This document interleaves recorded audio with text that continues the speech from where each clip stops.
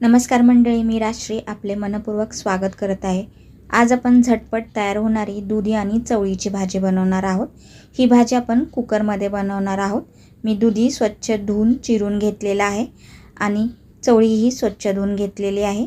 आता एका कुकरमध्ये आपल्याला तेल घालायचं आहे। तेल छान गरम झाल्यानंतर मोहरी घालायची आहे। मोहरी तडतडली की आपण थोडेसे याच्यामध्ये जिरे घालणार आहोत आणि कढीपत्ता घालून आपण ही फोडणी छान अशी तडतडून देणार आहोत। थोडासा पंचफोरन मसाला घालायचा आहे, यामुळे आपली भाजी चविष्ट अशी तयार होते। 2 मोठ्या आकाराचे कांदे मी इथे बारीक चिरून घेतलेले आहेत। कांदा ही मसाल्यामध्ये घालून आपल्याला 1 ते 2 मिनिटं छान तेलावर परतून घ्यायचा आहे। कांदा छान परतल्यानंतर आपण इथे मोठ्या आकाराचा 1 टोमॅटो बारीक चिरून घेतलेला आहे, तोही याच्यामध्ये घालायचा आहे। थोडासा परतून घ्यायचा आहे। आता आपण याच्यामध्ये मीठ घालणार आहोत। मीठ घातल्यामुळे टोमॅटो पटकन असा सॉफ्ट होतो। तर आपल्याला 1 ते 2 मिनिटं हे सर्व व्यवस्थित असं तेलामध्ये परतून घ्यायचं आहे। कुकरमध्ये झटपट अशी ही भाजी बनवून तयार होते। आता आपण याच्यामध्ये एक मसाला घालणार आहोत। मी इथे कोथिंबीर, लसूण आणि खोबरं, आलं याचं एक वाटण तयार करून घेतलेलं आहे। पाणी न घालता याचं वाटण तयार केलेलं आहे।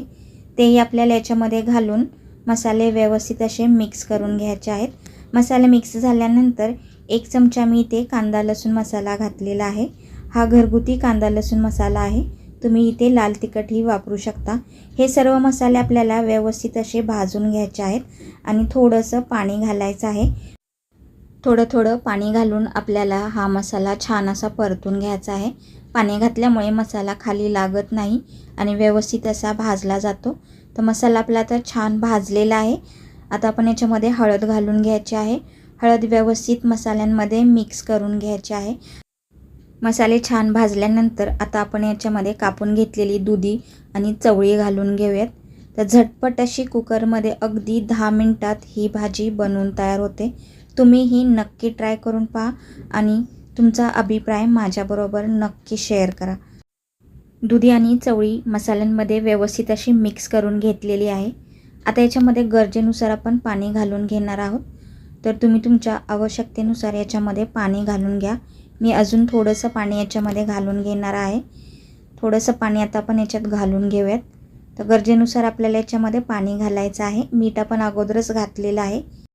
आता याच्यामध्ये थोडीशी कोथिंबीर घालून कुकरचं झाकण लावून आपल्याला याच्या 4 ते 5 शिट्ट्या करून घ्यायच्या आहेत आणि कुकर थोडासा थंड झाल्यानंतर आपल्याला याचं झाकण काढून घ्यायचं आहे।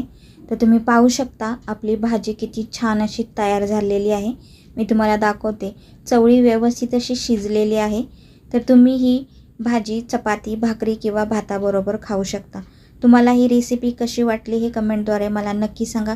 रेसिपी आवडल्यास रेसिपीला लाईक, शेअर आणि चॅनलला सबस्क्राईब करायला विसरू नका। संपूर्ण रेसिपी पाहिल्याबद्दल तुमचे मनपूर्वक आभार।